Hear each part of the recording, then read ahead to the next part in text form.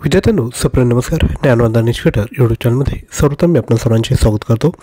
तर लक्षात घ्या, BMC जी सब इंजिनियर ज्युनियर इंजिनियर याचं एक्झामचं जे टाइम टेबल आलं आहे त्या अनुषंगाने आज आपण मेकॅनिकल इंजिनिअरिंग या ब्रँचमधील जो महत्त्वपूर्ण सब्जेक्ट आहे मॅन्युफॅक्चरिंग प्रोसेस त्यामधील मेटल कटिंग या टॉपिकवर आज महत्त्वपूर्ण प्रश्न बघणार आहोत. व्हिडिओ काळजीपूर्वक बघा, नक्की आजच्या व्हिडिओमधून तुम्हाला फायदा होईल. तर आजच्या व्हिडिओतील सर्वात पहिला प्रश्न आहे, angle between rake face and plane perpendicular to rake face is known as. तर लक्षात घ्या, मेटल कटिंगमध्ये तुम्हाला जो डायग्राम आहे बरोबर कटिंग टूलची ती जर तुमची पाठ असेल तर यातून एखादा प्रश्न आला तर नक्की तुम्हाला फायदा होईल. तर जो अँगल असतो रेक फेस आणि plane perpendicular to rake face त्याला साईड रेक अँगल असे म्हटले जाते, लक्षात असू द्या. पुढील प्रश्न, angle between the rake face flank of tool and perpendicular to line drawn from cutting point to base of the tool is known as. तर सांगा, वरती आपण काय बघितला, साइड रेक अँगल आणि हा जो आहे तो आहे साइड रिलीफ अँगल. पुढील प्रश्न, angle between side cutting edge and axis of the tool is known as. तर याला साइड कटिंग एज अँगल म्हणतात. पुढील प्रश्न, angle between end cutting edge and axis of tool is known as. 4 option आहेत, आपण स्वतः देखील या प्रश्नाचं उत्तर ट्राय करू शकता. तर याचं जे योग्य उत्तर आहे ते आहे विद्यार्थी मित्रांनो ऑप्शन क्रमांक C, end cutting edge angle असे म्हटले जाते. पुढील प्रश्न, angle between side cutting edge and end cutting edge in the top surface plane of the tool is known as. तर हा व्हेरी इम्पॉर्टंट प्रश्न आहे.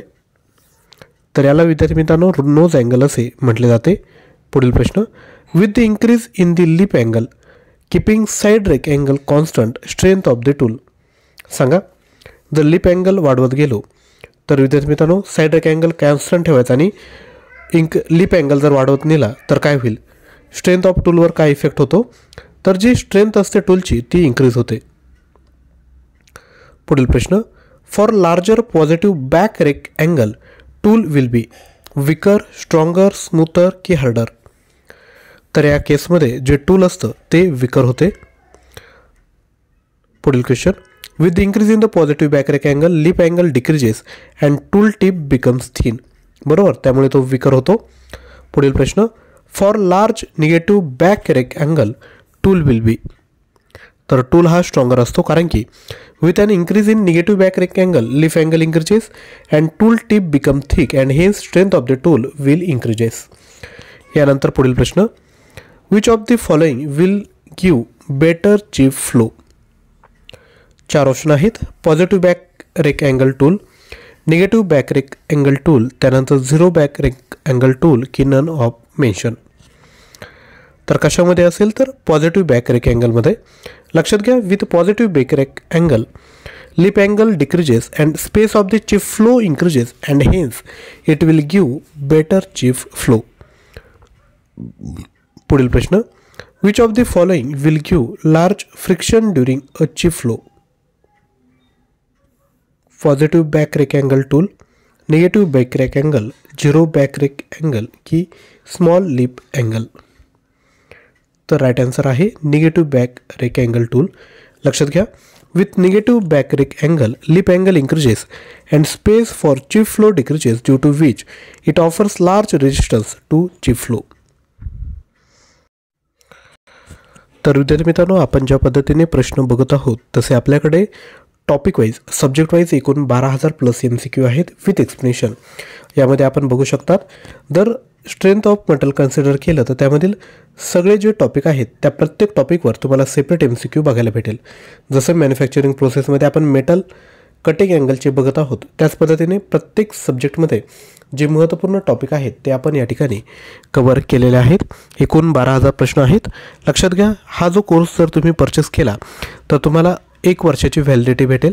बाकी जेवढेही एक्झाम आहेत जसे की गेट एक्झाम झालं किंवा इतरही टेक्निकल एक्झाम त्यासाठी तुम्हाला याचा फायदा होऊ शकतो. यानंतर पुढील प्रश्न, positive rake angle is given for machining of brittle material, ductile material, both hard and soft material की none of the mentioned.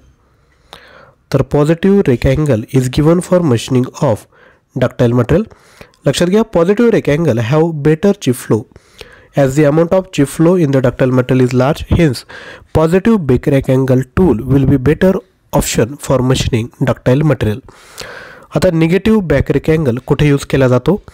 Brittle and hard material, soft material, ductile material की सॉफ्ट अँड डक्टाईल मटेरियल. तर हा जो negative back rectangle असतो, back rectangle हा brittle आणि hard मटेरियलसाठी use केला जातो, कारण brittle material has smaller amount of chip flow and are very strong, as negative back angle tool are very strong. Hence, these are used for machining of brittle and hard material.